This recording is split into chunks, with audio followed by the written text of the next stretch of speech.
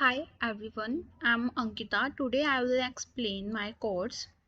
Firstly, I will tell about map.cs. So, there are some properties like ID, columns, rows, name, description, created data, modified date. There is an integer representing the number of columns and rows, a datetime project representing the date and time when the map was created. And after that, there is a constructor. The class has a parameterized constructor that allows initializing all properties of a map object. Parameters include ID, columns, rows, name, description, created date, and modified date. Overall, this class serves as a blueprint for creating instances of maps, allowing for the encapsulation of map-related date and behavior within the robot controller API. Now, I will tell about mapscontroller.cs. So, here is a getAllMaps method. This handles HTTP GET request to retrieve all maps. It returns a list of all maps currently stored. After that, there is a method that requests to retrieve maps that are square. Currently, it returns all maps, but you would need to implement logic to filter and return only square maps. This is an int id that handles HTTP GET request to retrieve a map by its id. It searches for the map within the specified id and returns it if found.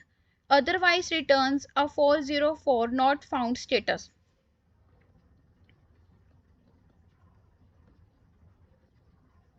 This is a put request to update an existing map. It searches for the map with the specified ID, updates its properties with the provided values, and returns a success message that was updated successfully. Here, this is what HTTP delete request to delete a map by its ID. It searches for the ID with the specified ID, removes it from the last list of maps and returns a success message.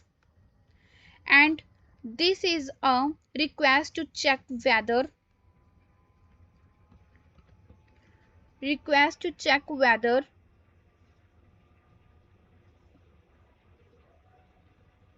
a coordinate belongs to a map.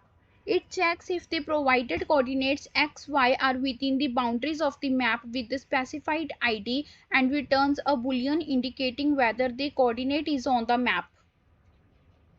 The controller is configured with attribute routing, so its routes are prefixed and API or maps can be accessed accordingly. Now I will move on robotcommands.cs. There are some properties like ID, name, description is move command, date, time, created data, date, time, modified date. This is an option string. This is an option string representing a description of the command. After that, here is a constructor.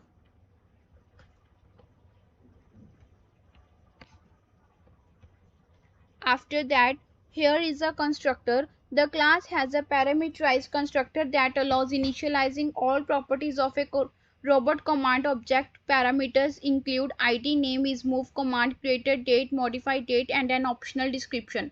Overall, this class serves as a blueprint for creating instances of robot commands, allowing for the encapsulation of command related data and behavior.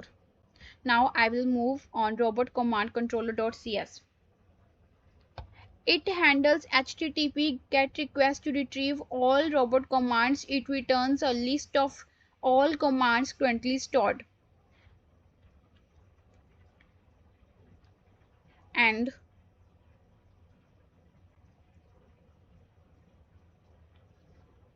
add robot command handles HTTP post request.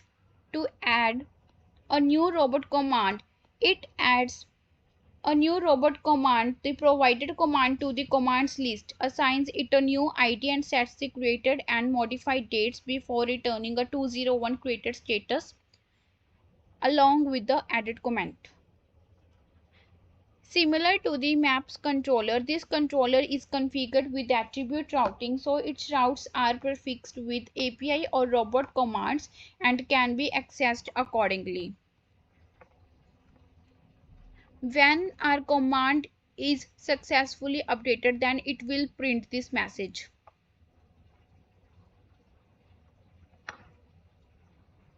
If we talk about program.cs file, this code initializes an ASP.NET Core web application, configures it to use HTTPS redirection, maps controllers to routes, and starts listening for incoming requests.